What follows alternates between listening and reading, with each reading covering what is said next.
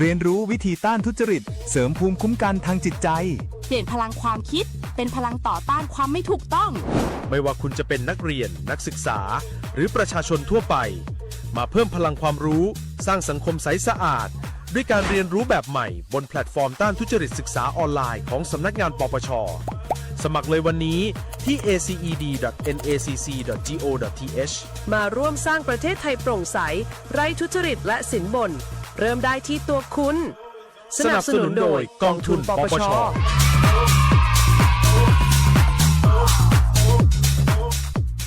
พบเห็นการทุจริตแจ้งสายด่วนปปช.โทร 1205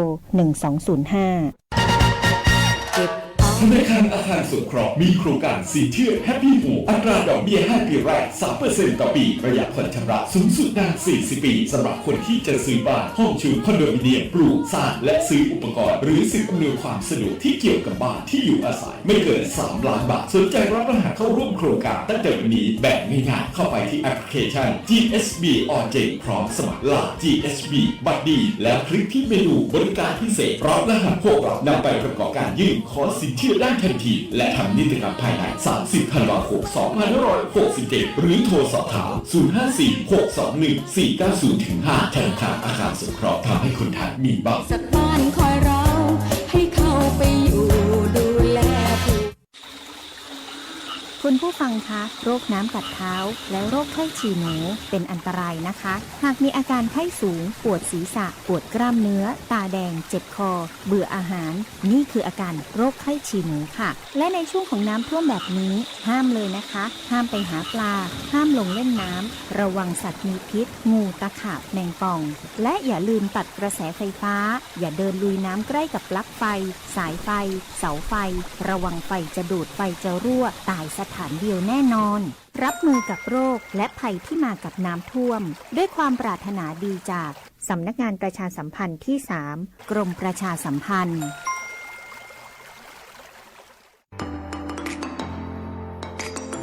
ขับขี่ปลอดภัยเมืองไทยไร้อุบัติเหตุด้วยความห่วงใย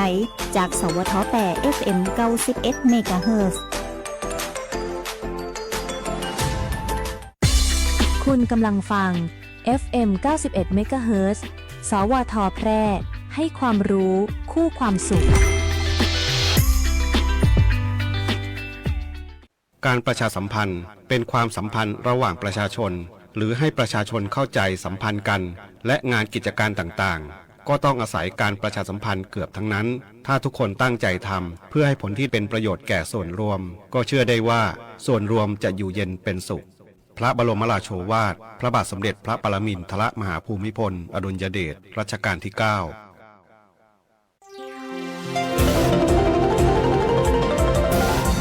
วิทยุแห่งประเทศไทย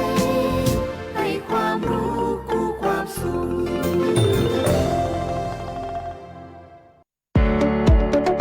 ที่นี่สถานีวิทยุกระจายเสียงแห่งประเทศไทยจังหวัดแพร่ส่งกระจายเสียงด้วยระบบ FM สเตอริโอมัลติเพล็กซ์ความถี่ 91 เมกะเฮิรตซ์จากนี้ไปติดตามรับฟังรายการร้อยเรื่องราวข่าวสารเมืองแพร่ทุกวันจันทร์ถึงวันศุกร์เวลา 11 นาฬิกาถึง 12 นาฬิกาช่วงข่าวสารการศึกษาเมืองแพร่โดยสำนักงานศึกษาธิการจังหวัดแพร่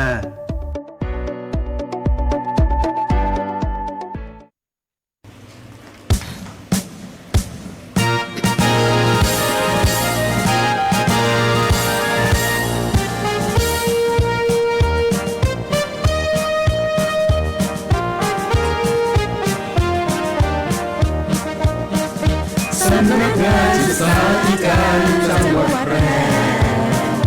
สิทธิแนวแน่สวัสดีค่ะท่านผู้ฟังที่เคารพทุกท่านกลับมาพบกันเช่นเคยนะคะกับรายการร้อยเรื่องราวข่าวสารเมืองแพร่ช่วงข่าวสารการศึกษาเมืองแพร่ค่ะวันนี้ดิฉันกนกวรรณมลีได้รับมอบหมายจากท่านสุทินจันทรวรเชษฐ์ท่านศึกษาธิการจังหวัดแพร่ให้มาเป็นผู้ดำเนินรายการนำเอาเรื่องราวข่าวสารแวดวงการศึกษามาฝากกับท่านผู้ฟังท่านผู้ชมเช่นเคยนะคะวันนี้พบกันวันที่30 กันยายน 2568 ค่ะเป็นวันสุดท้ายของ ปีงบประมาณ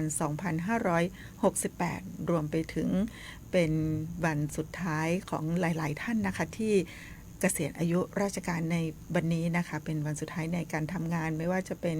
ข้าราชการหรือว่าท่านที่ทำงานภาคเอกชนที่เกษียณอายุราชการในการทำงานในวันนี้ด้วยนะคะก็ขอแสดงความยินดีกับทุกท่านนะคะในโอกาสที่ท่านได้เกษียณอายุราชการนะคะขอให้ทุกท่านมี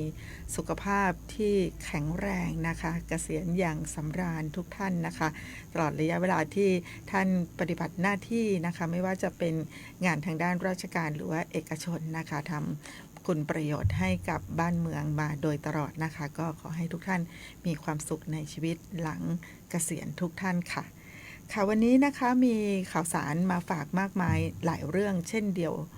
กับทุกครั้งที่ผ่านมานะคะวันนี้พิเศษหน่อยนะคะจะขออนุญาตแบ่งรายการออกเป็น2ช่วงนะคะช่วงแรกก็จะเป็นการประชาสัมพันธ์ข่าวสารในแวดวงการศึกษานะคะส่วนช่วงที่2ของรายการตั้งแต่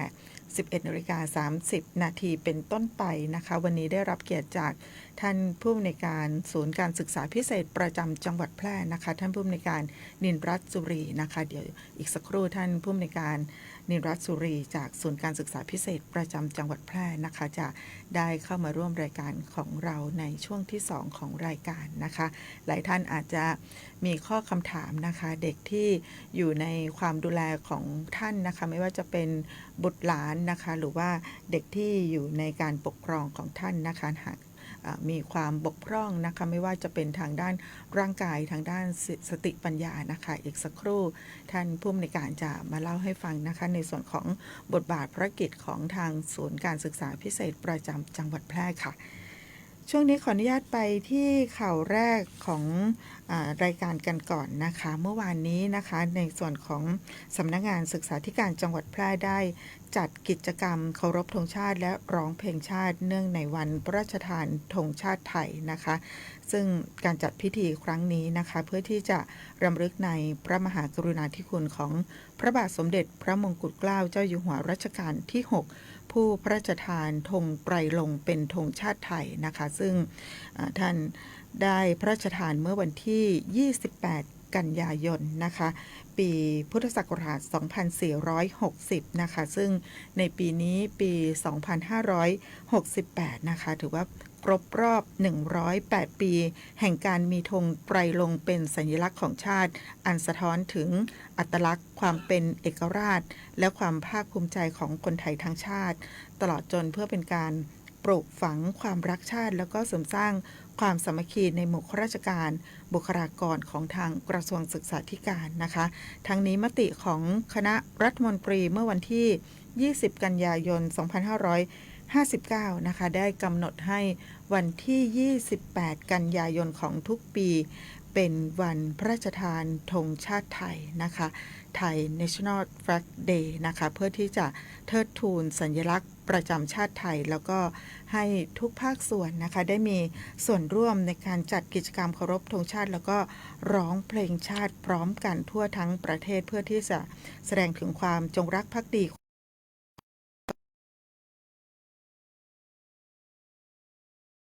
ชาติไทยของเรานะคะซึ่งเมื่อวานนี้ในส่วนของสำนักงานศึกษาธิการจังหวัดแพร่ค่ะนำโดยท่านสุทินจันทรวรเชษฐ์ท่านศึกษาธิการจังหวัดแพร่ท่านสุวินเทพสาธรรองศึกษาธิการจังหวัดแพร่แล้วก็บุคลากรของทางสำนักงานศึกษาธิการจังหวัดแพร่นะคะก็ได้ร่วมกันในการจัดกิจกรรมเคารพธงชาติแล้วก็ร้องเพลงชาติไทยด้วยความภาคภูมิใจนะคะเนื่องในวันพระราชทานธงชาติไทย28กันยายนประจำปี2568ค่ะก็เป็นกิจกรรมที่ทางสำนักงานศึกษาธิการจังหวัดแพร่จัดขึ้นเมื่อวานนี้นะคะที่สำนักงานศึกษาธิการจังหวัดแพร่ค่ะกิจกรรมอีกกิจกรรมหนึ่งที่สำคัญนะคะซึ่งทางสำนักงานศึกษาธิการจังหวัดแพร่นะคะได้ลงพื้นที่ตรวจเยี่ยมเยาวชนผู้รับทุนมูลนิธิร่วมจิตน้อมเกล้าเพื่อเยาวชนในพระบรมราชินูปถัมภ์ประจำปี2568นะคะแล้วก็ในส่วนของการติดตามทุนพระราชทานมทสนะคะปี2568นี้เช่นเดียวกันนะคะซึ่ง นำโดยท่านผู้ว่าราชการจังหวัดแพร่ค่ะท่านสมชัยเลิศประสิทธิพันธ์ท่านผู้ว่าราชการจังหวัดแพร่แล้วก็ท่านประธานแม่บ้านมหาดไทยจังหวัดแพร่นะคะท่านทิติมาสุภาพันธ์ค่ะโดยมีหัวหน้าส่วนราชการนะคะที่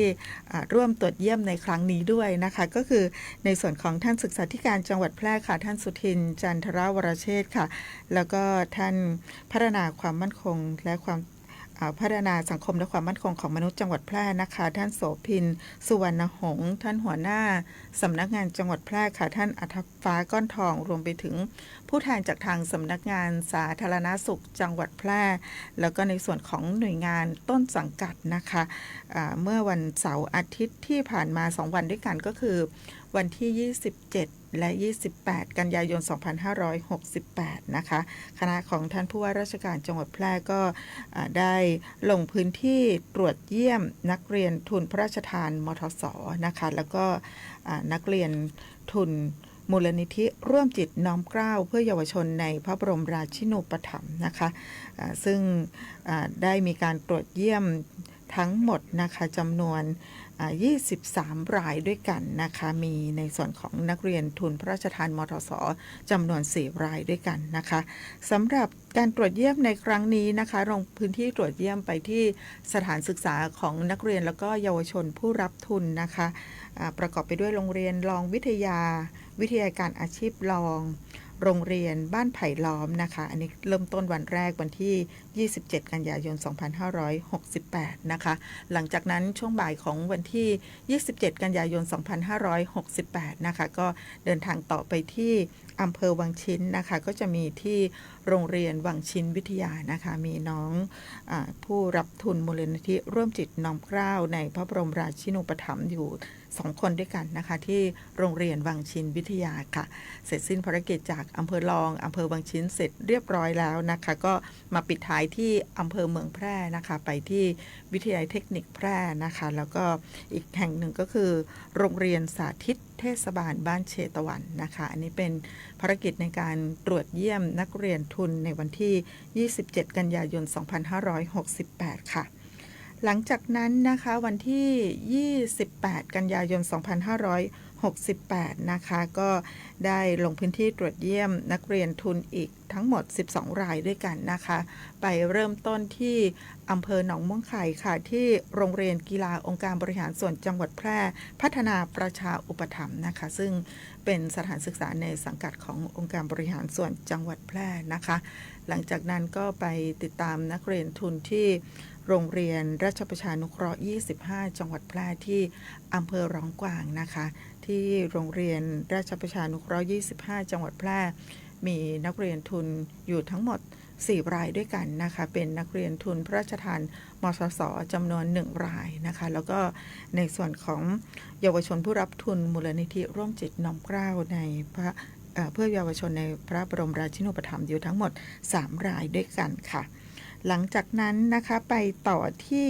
อำเภอ2นะคะที่โรงเรียนชุมชนบ้านหนุนเหนือแสงสีวิทยาค่ะสังกัดสำนักงานเขตพื้นที่การศึกษาประถมศึกษาแพร่เขต1นะคะปิดท้ายช่วงเช้านะคะที่วิทยาลัยการอาชีพ2นะคะในช่วงเช้าก็จะเป็นที่อำเภอหนองม่วงไข่อำเภอร้องกวางแล้วก็อำเภอ2นะคะหลังจากที่เสร็จสิ้นภารกิจในช่วงเช้าเรียบร้อยแล้วนะคะช่วงบ่ายก็มาเริ่มต้นที่อำเภอร้องกวางอีกครั้งหนึ่งนะคะติดตามนักเรียนทุนพระราชทานมทส.ที่โรงเรียนร้องกวางอนุสรณ์ค่ะหลังจากนั้นนะคะก็เข้ามาที่อำเภอเมืองนะคะก็คือโรงเรียนรัฐราชบำรุงนะคะสังกัดสำนักงานเขตพื้นที่การศึกษาประถมศึกษาแพร่เขต1นะคะแล้วก็มาปิดท้ายที่โรงเรียนพิริยาลัยจังหวัดแพร่แล้วก็โรงเรียนนารีรัตน์จังหวัดแพร่สังกัดสำนักงานเขตพื้นที่การศึกษามัธยมศึกษาแพร่นะคะซึ่งโรงเรียนพิริยาลัยก็จะเป็นในส่วนของเยาวชนผู้รับทุนมูลนิธิร่วมจิตน้อมเกล้าเพื่อเยาวชนในพระบรมราชินูปถัมภ์ที่โรงเรียนนารีรัตน์จังหวัดแพร่มีนักเรียนรับทุนมทส.นะคะนักเรียนรับทุนพระราชทานมทส.อยู่2 รายด้วยกันเป็นรุ่นที่15แล้วก็รุ่นที่16นะคะ การตรวจเยี่ยมครั้งนี้นะคะก็ได้รับความเมตตาจากท่านสมชัยเลิศประสิทธิพันธ์ท่านผู้ว่าราชการจังหวัดแพร่ท่านทิติมาสุภาพันธ์ค่ะประธานแม่บ้านมหาดไทยจังหวัดแพร่รวมไปถึงหัวหน้าส่วนราชการแล้วก็คณะผู้ติดตามทุกท่านนะคะการตรวจเยี่ยมก็มีทั้งดูแลในส่วนของผลการเรียนของเด็กๆนะคะเรื่องของความประพฤติแล้วก็ความเป็นอยู่นะคะก็มีหลากหลายประเด็นนะคะที่ในส่วนของท่านผู้ว่าราชการจังหวัดแพร่นะคะมีความเป็นห่วงเป็นใหญ่โดยเฉพาะอย่างยิ่งในส่วนของครอบครัวของเยาวชนหลายๆคนนะคะที่จะต้องได้รับการดูแลเป็นพิเศษแล้วก็เรื่องของสุขภาพอนามัยด้วยนะคะก็ต้องกราบขอบพระคุณท่านผู้ว่าราชการจังหวัดแพร่แล้วก็คณะมาณโอกาสนี้เป็นอย่างสูงนะคะเด็กๆทุกคนนะคะก็มีพัฒนาการที่ดีขึ้นทั้งในเรื่องของผลการเรียนนะคะความประพฤติแล้วก็ในส่วนของการดำเนินกิจกรรมต่างๆทั้งในโรงเรียนแล้วก็นอกโรงเรียนที่สำคัญที่สุดก็คือเด็กมีความเติบโตทั้งร่างกายแล้วก็จิตใจนะคะทำกิจกรรมประเภทของจิตอาสาแล้วก็ทำตัวเป็นประโยชน์แก่ส่วนรวมดีมากๆเลยนะคะก็ต้องขอบพระคุณท่านผู้บริหารคณะครูแล้วก็น้องๆทุกคนด้วยนะคะที่รับการตรวจเยี่ยมในครั้งนี้นะคะแล้วก็มีการรายงานผลเป็นอย่างดียิ่งนะคะอีกกิจกรรมหนึ่งนะคะจัดช่วงวันหยุดที่ผ่านมานี้เช่นเดียวกันนะคะทางสำนักงานศึกษาธิการจังหวัดแพร่นะคะได้รับงบประมาณจากทางสำนักงาน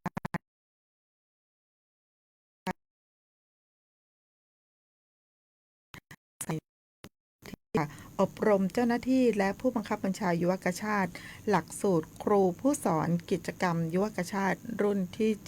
708นะคะซึ่งเป็นกิจกรรมแบบไปกลับนะคะไม่ได้มีการพักแรมคืนนะคะทั้งหมด3วันด้วยกันค่ะระหว่างวันที่26ถึง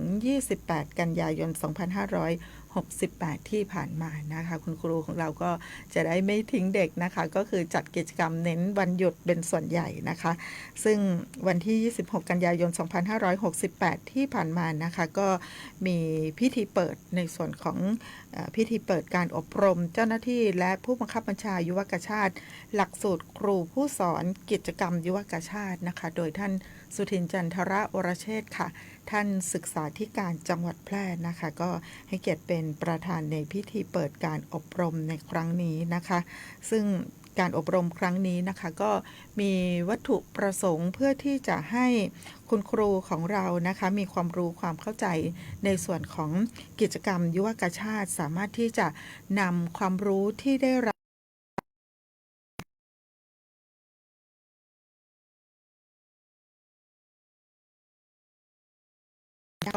ที่สำคัญที่สุดนะคะเพื่อที่จะ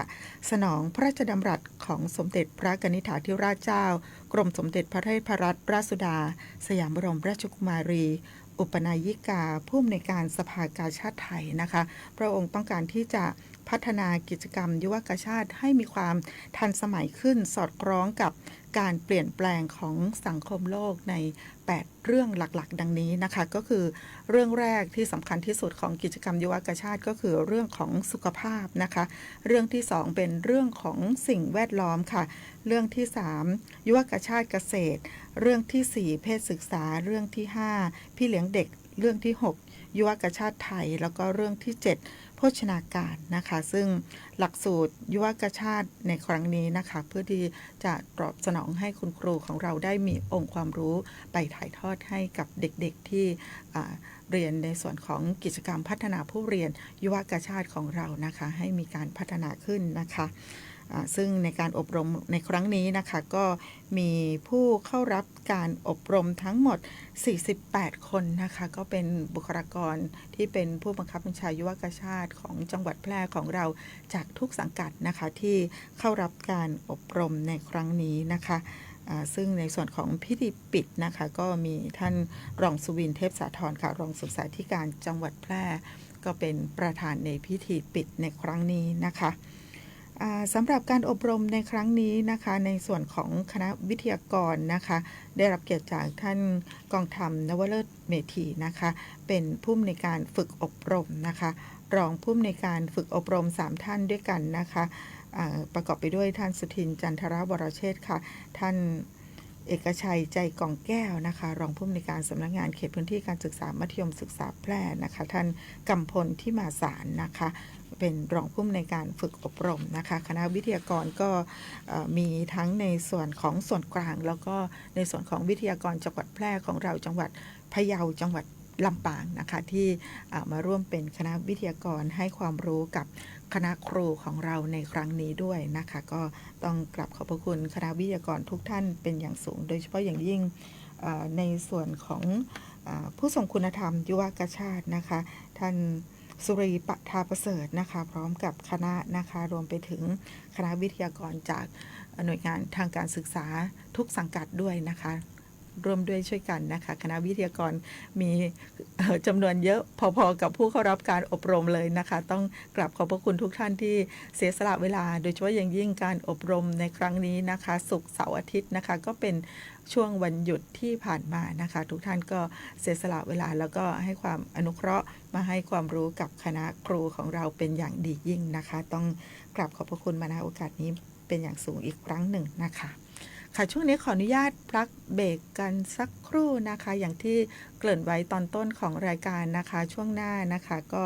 ได้รับโอกาสพิเศษค่ะวันนี้ได้รับเกียรติจากท่านผู้อำนวยการนินรัตน์สุรีนะคะผู้อำนวยการศูนย์การศึกษาพิเศษประจำจังหวัดแพร่นะคะหลายท่านอาจจะเคยได้ยินชื่อของศูนย์การศึกษาพิเศษประจำจังหวัดแพร่นะคะหลายท่านอาจจะยังไม่ทราบว่าบทบาทภารกิจของทางศูนย์การศึกษาพิเศษประจำจังหวัดแพร่มีอะไรยังไงกันบ้างนะคะบุตรหลานลูกหลานหรือว่าเด็กที่อยู่ในการปกครองอยู่ในความดูแลของท่านนะคะที่มีความบกพร่องไม่ว่าจะเป็นทางร่างกายหรือว่าทางสติปัญญานะคะที่ไม่อยากให้เด็กหลุดออกจากระบบการศึกษานะคะอยากให้เด็กมีพัฒนาการที่ดีขึ้นเราจะเข้าถึงบริการนี้ได้อย่างไรช่วงหน้ากลับมาติดตามกันค่ะ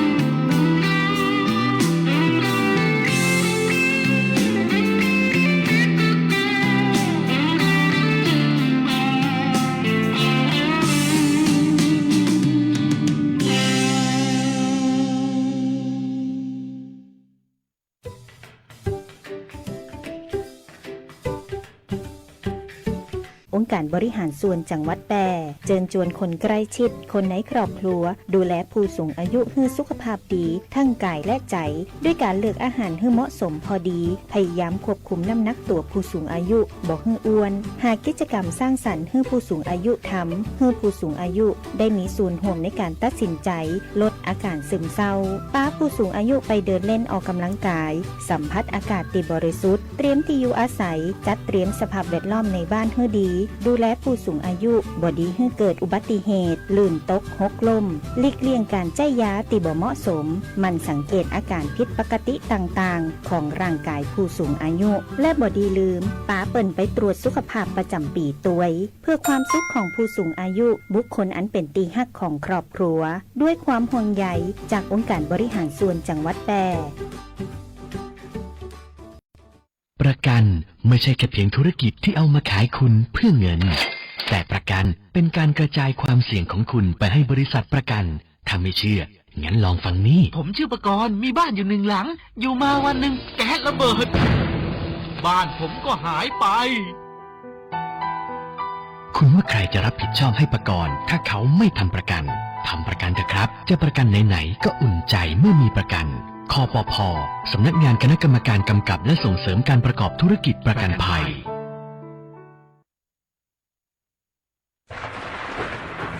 ฝนตกหนักน้ำท่วมภัยธรรมชาติที่เราหลีกเลี่ยงไม่ได้แต่เราสามารถเตรียมตัวให้พร้อมเพื่อความปลอดภัยของทุกคนในครอบครัวได้ก่อนน้ำมาเตรียมตัวให้พร้อมเก็บของสำคัญขึ้นที่สูงเช่นเอกสารสำคัญเงินสดและสิ่งของจำเป็นอื่นๆและถ้าหากบ้านอยู่ในพื้นที่เสี่ยงให้ติดตามข่าวสารจากทางราชการอย่างใกล้ชิดเตรียมไฟฉายแบตเตอรี่สำรองวิทยุสื่อสารและยาสามัญประจำบ้านไว้ให้พร้อมและอย่าลืมตรวจสอบเส้นทางอพยพที่ใกล้ที่สุดด้วยขณะเกิดน้ำท่วมอย่าเดินฝ่าน้ำที่ไหลแรงหลีกเลี่ยงการสัมผัสกระแสไฟฟ้าและหากต้องอพยพให้ปฏิบัติตามคำแนะนำของเจ้าหน้าที่อย่างเคร่งครัดเมื่อภัยผ่านพ้นตรวจสอบความเสียหายของบ้านและทำความเพื่อป้องกันโรคที่มากับน้ำท่วมเตรียมตัวให้พร้อมก่อนภัยมาถึงเราจึงจะปลอดภัยปรารถนาดีจากสำนักงานประชาสัมพันธ์ที่ 3 กรมประชาสัมพันธ์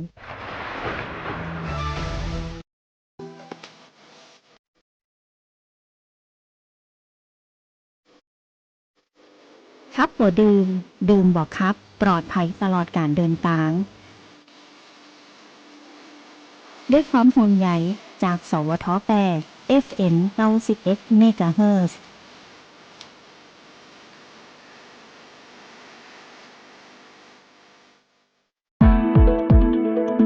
ฟังข่าวฟังสวทแพร่ FM 91 เมกะเฮิรตซ์กรมประชาสัมพันธ์ข่าวจริงเชื่อถือได้สื่อรัฐพัฒนาคุณภาพชีวิตคนจังหวัดแพร่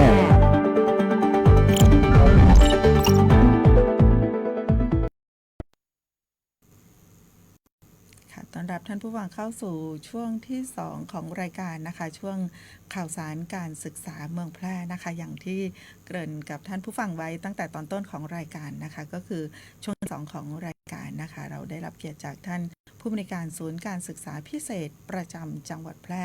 มาร่วมรายการกับเราในวันนี้ด้วยนะคะขออนุญาตต้อนรับท่านผู้อำนวยการนินรัตน์สุรีค่ะสวัสดีค่ะพ่อคะสวัสดีค่ะค่ะวันนี้โอกาสพิเศษจริงๆนะคะหลายท่านก็จะสอบถามกันเข้ามานะคะในส่วนของศูนย์การศึกษาพิเศษประจำจังหวัดแพร่นะคะตั้งอยู่ที่ไหนอย่างไรมีบทบาทภารกิจอย่างไรนะคะหลายท่านที่อาจจะมีความต้องการที่อยากจะเข้าใช้บริการหรือว่ามีบุตรหลานนะคะอยากจะเข้ามารับการศึกษาที่ศูนย์การศึกษาพิเศษประจำจังหวัดแพร่นะคะวันนี้ไขข้อข้องใจแน่นอนนะคะขออนุญาตท่านผู้อำนวยการได้แนะนำตัวเองให้กับท่านผู้ฟังได้รู้จักกันแล้วก็ได้พูดถึงในส่วนของภารกิจของทางศูนย์การศึกษาพิเศษประจำจังหวัดแพร่ค่ะค่ะก็ขอสวัสดีท่านผู้ฟังที่เคารพทุกท่านนะคะค่ะก่อนอื่นนะคะต้องขออนุญาตแนะนำตัวเองก่อนนะคะดิฉันชื่อนางสาวนินรัตน์สุรีนะคะผู้อำนวยการศูนย์การศึกษาพิเศษประจำจังหวัดแพร่ค่ะ แล้วที่สำคัญก็เป็นคนแพร่ด้วยนะคะค่ะสำหรับในส่วนงานของศูนย์การศึกษาพิเศษประจำจังหวัดแพร่นะคะก็สังกัดสำนักบริหารงานการศึกษาพิเศษสำนักงานคณะกรรมการการศึกษาขั้นพื้นฐานกระทรวงศึกษาธิการนะคะค่ะเราเป็นสถานศึกษาของภาครัฐนะคะที่จัดการศึกษานอกระบบนะคะหรือตามอัธยาศัยแก่คนพิการนะคะตั้งแต่อายุแรกเกิดนะคะหรือแรกพบความพิการจนถึงตลอดชีวิตนะคะและเรายังมีหน้าที่จัดการศึกษาและการอบรมนะคะให้กับผู้ดูแลคนพิการนะคะครูนะคะบุคลากรและชุมชนรวมทั้งเรายังมีหน้าที่จัดสื่อสิ่งอำนวยความสะดวกและเทคโนโลยีอื่นใดทางการศึกษาด้วยนะคะนอกจากนั้นนะคะเราก็ยังปฏิบัติหน้าที่ในส่วนของหน้าที่ที่กำหนดตามประกาศกระทรวงศึกษาธิการด้วยนะคะค่ะปัจจุบันสำนักงานเรานะคะตั้งอยู่เลขที่ 444/6 นะคะหมู่ที่ 9 ตำบลนาจักรอำเภอเมืองแพร่จังหวัดแพร่นะคะหมายเลขโทรศัพท์นะคะ054-653-281 ค่ะค่ะในส่วนของศูนย์การศึกษาพิเศษประจำจังหวัดแพร่ของเรานะคะเรามีบทบาทหน้าที่นะคะในส่วนของการจัดและส่งเสริมสนับสนุนการศึกษาในลักษณะของศูนย์บริการช่วยเหลือระยะแรกเริ่มและเตรียมความพร้อมแก่คนพิการนะคะเพื่อเข้าสู่ศูนย์พัฒนาเด็กเล็กโรงเรียนอนุบาลนะคะโรงเรียนเรียนรวมนะคะโรงเรียนเฉพาะความพิการศูนย์การเรียนเฉพาะความพิการและหน่วยงานที่เกี่ยวข้องนะคะนอกจากนั้นนะคะเราก็ยังมีหน้าที่พัฒนาและฝึกอบรมผู้ดูแลคนพิการด้วยนะคะสำหรับบุคลากรที่จัดการศึกษาสำหรับคนพิการนะคะก็ยกตัวอย่างเช่นการจัดอบรมให้กับคณะครูนะคะบุคลากรที่อยู่ในสังกัดโรงเรียนในเขตพื้นที่นะคะเช่นการอบรมสูตร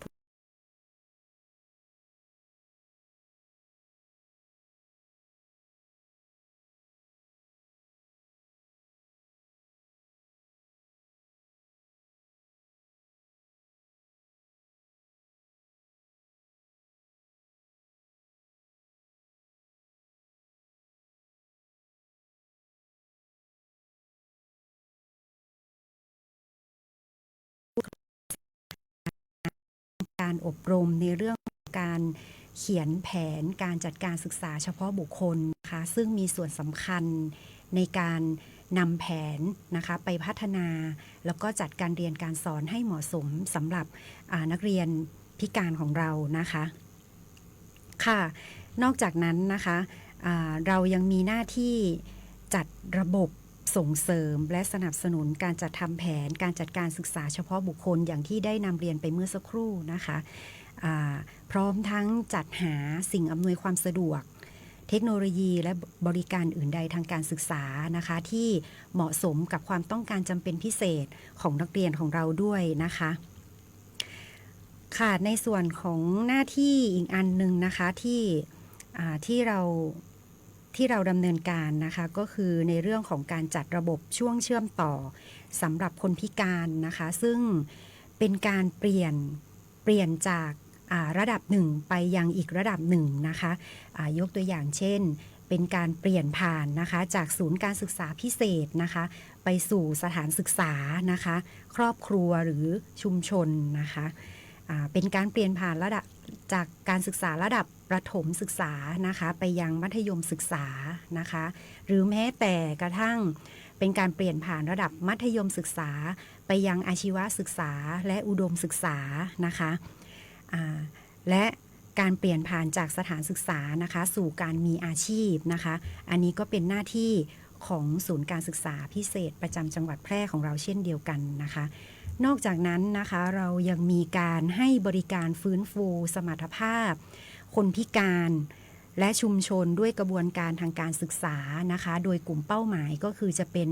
นักเรียนที่รับบริการอยู่ที่บ้านนะคะซึ่งมีความยากลำบาก ในการเข้ามารับบริการที่ศูนย์การศึกษาพิเศษและที่ศูนย์การศึกษาพิเศษหน่วยบริการอำเภอแต่ละอำเภอนะคะโดยนะคะเราจะเป็นผู้ให้ความรู้ในเรื่องของการฟื้นฟูสมรรถภาพทางร่างกายนะคะให้กับผู้ปกครองนะคะเพื่อให้ผู้ปกครองมีความรู้มีทักษะในการดูแลนักเรียนอย่างถูกต้องนะคะซึ่งผู้ปกครองเป็นกลุ่มเป้าหมายที่จะต้องดูแลนะคะดูแลนักเรียนที่อยู่ที่บ้านนะคะผู้ปกครองจะต้องมีองค์ความรู้ก่อนนะคะแล้วก็ถึงจะนำองค์ความรู้ที่ได้นะคะลงสู่การปฏิบัตินะคะโดยผู้เรียนนะคะที่อยู่ที่บ้านนะคะค่ะศูนย์การศึกษาพิเศษประจำจังหวัดแพร่นะคะยังเป็นศูนย์ข้อมูลรวมทั้งจัดระบบข้อมูลสารสนเทศนะคะในด้านการจัดการศึกษาสำหรับคนพิการอีกด้วยนะคะทั้งจังหวัดนะคะโดยเราก็จะมีเครือข่ายนะคะมีเครือข่ายในเรื่องของการร่วมให้ข้อมูลก็คือไม่ว่าจะเป็นทางศึกษาธิการจังหวัดแพร่นะคะทางสำนักงานเขตพื้นที่การศึกษาประถมศึกษาแพร่เขต1แพร่เขต2นะคะตลอดจนถึงสำนักงานเขตพื้นที่การศึกษามัธยมศึกษาแพร่นะคะแม้กระทั่งแต่รวมทั้งสำนักงานการเรียนรู้นะสำนักงานส่งเสริมการเรียนรู้จังหวัดแพร่นะคะด้วยเช่นกันนะคะที่จะเป็นผู้ให้ข้อมูลนะคะแล้วก็มายังที่ศูนย์การศึกษาพิเศษนะคะ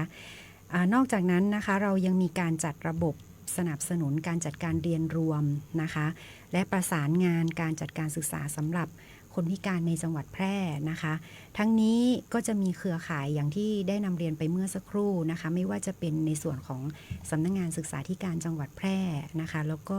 ทั้งเขตพื้นที่นะคะทั้ง3เขตในจังหวัดแพร่นะคะซึ่ง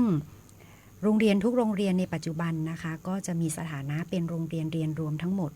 นะคะศูนย์การศึกษาพิเศษประจำจังหวัดแพร่ของเรานะคะก็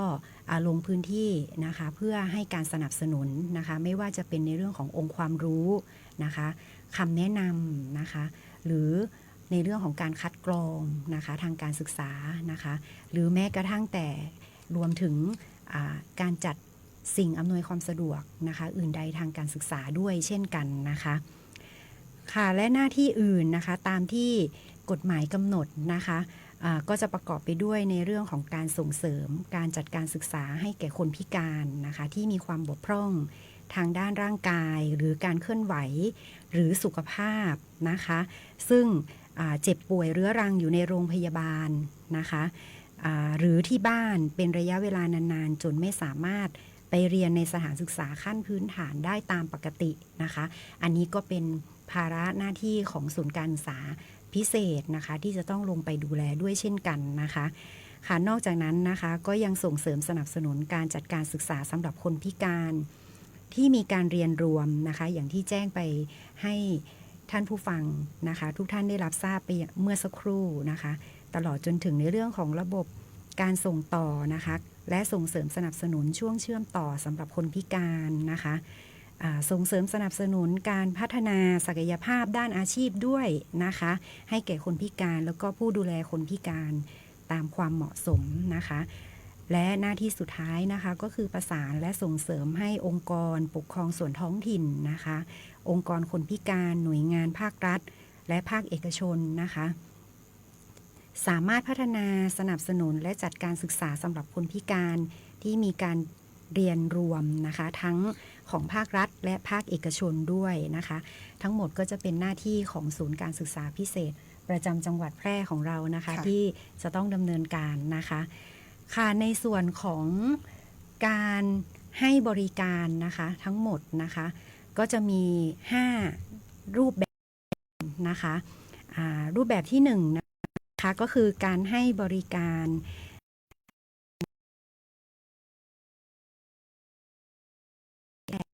นะคะซึ่งสำนักงานการให้บริการของเรานะคะก็ตั้งอยู่ที่เลขที่444/6นะคะหมู่ 9 ตำบลนาจักรอำเภอเมืองจังหวัดแพร่นะคะซึ่งในส่วนนี้นะคะในส่วนรูปแบบการให้บริการประเภทที่1นี้นะคะก็คือว่าเป็นผู้ที่มีความ สามารถนะคะในการที่จะพาลูกหลานนะคะของท่านนะคะมารับบริการที่ในเมืองได้นะคะ อันนี้สำนักงานมาที่ศูนย์การศึกษาพิเศษเลยแล้วก็เหมือนนักเรียนปกติก็คือผู้ปกครองมาส่งตอนเช้าแล้วก็มารับกลับตอนเย็นใช่ค่ะเป็นลักษณะของการไปกลับใช่ค่ะก็จะนักเรียนที่อาศัยอยู่ในอำเภอเมืองหรือว่าใกล้ๆหรือว่าที่สามารถเดินทางได้สะดวกใช่ค่ะก็สามารถที่จะเดินทางมารับบริการได้นะคะสามารถที่จะเข้ามาติดต่อประสานงานที่สำนักงานนะคะหรือว่าโทรมาก่อนก็ได้นะคะโทรมาก่อนก็ได้นะคะเบอร์โทรศัพท์นะคะก็ที่สามารถติดต่อได้นะคะก็คือ 054-653-281 นะคะค่ะต่อไปรูปแบบที่2นะคะรูปแบบที่2เป็นการให้บริการที่หน่วยบริการนะคะซึ่งศูนย์การศึกษาพิเศษประจำจังหวัดแพร่ของเรานะคะมีหน่วยบริการที่คอยให้บริการกับผู้ปกครองแล้วก็นักเรียนนะคะทั้งหมด5หน่วยบริการนะคะหน่วยบริการที่1นะคะก็คือหน่วยบริการอำเภอ2นะคะซึ่งปัจจุบันนะคะสำนักงานตั้งอยู่ที่อาคารโอท็อปเดิมนะคะบริเวณแยกด่านนางฟ้าตำบลทุ่งน้าวอำเภอ2จังหวัดแพร่นะคะ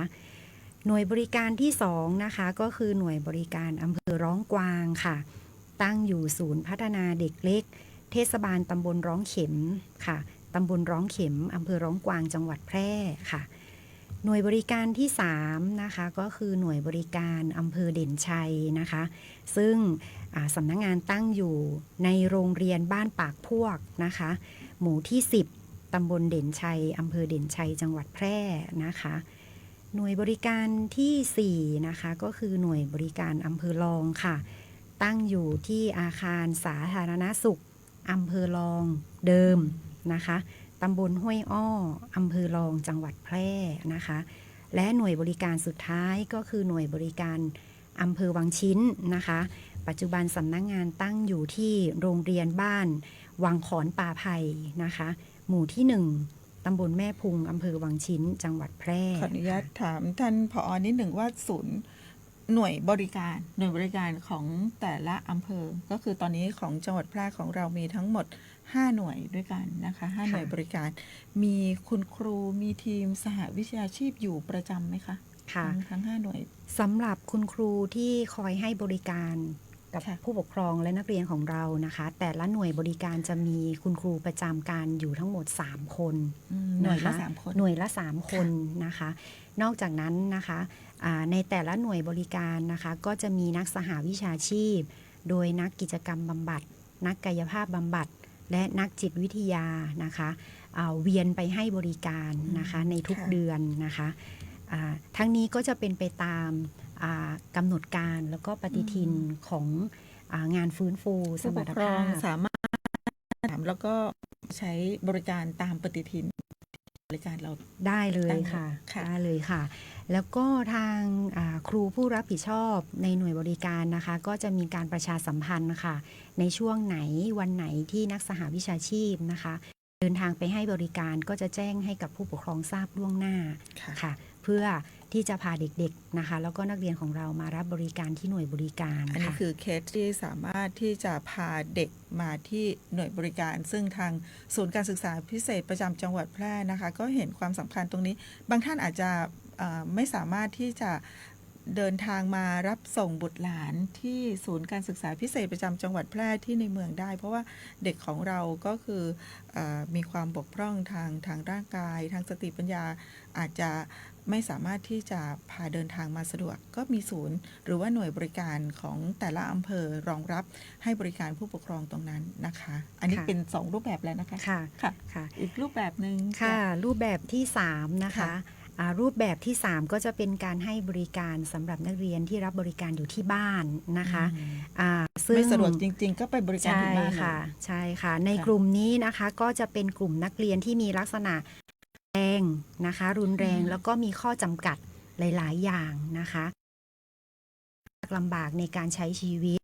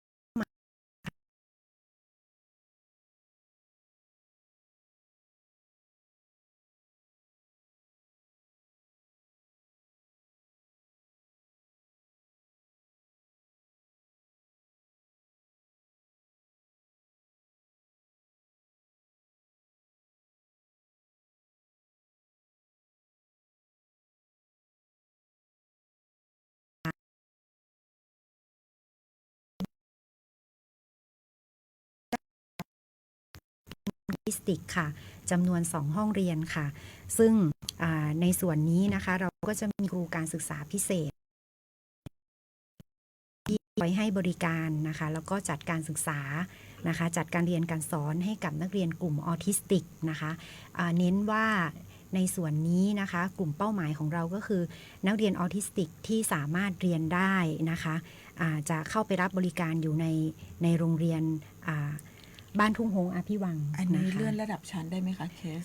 ของรูปแบบที่4ใช่ค่ะอันนี้จะเป็นในส่วนของการจัดการเรียนการสอนในรูปแบบของการจัดการศึกษาในระบบแล้วค่ะก็จะเข้าไปสู่ในระบบโรงเรียนนะคะค่ะรูปแบบสุดท้ายนะคะก็คือรูปแบบที่5นะคะเรายังให้บริการนักเรียนที่มารับบริการที่ศูนย์การเรียนสำหรับเด็กนะคะในโรงพยาบาลนะคะในส่วนนี้เรากลุ่มเป้าหมายของเราก็คือจะเป็นเรียนที่มารับการรักษานะคะในระยะเวลานานๆนะคะเพื่อเป็นการลดความเครียดแล้วก็เป็นการจัดการศึกษาอย่างต่อเนื่องนะคะโดยเราก็จะมีครูการศึกษาพิเศษนะคะจำนวน1 คน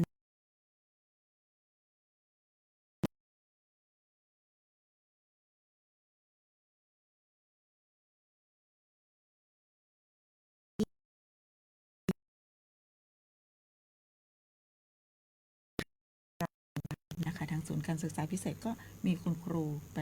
ให้บริการที่โรงพยาบาลแพร่ด้วยนะคะค่ะก็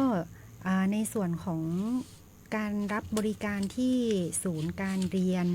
สำหรับเด็กในโรงพยาบาลนะคะส่วนใหญ่แล้ว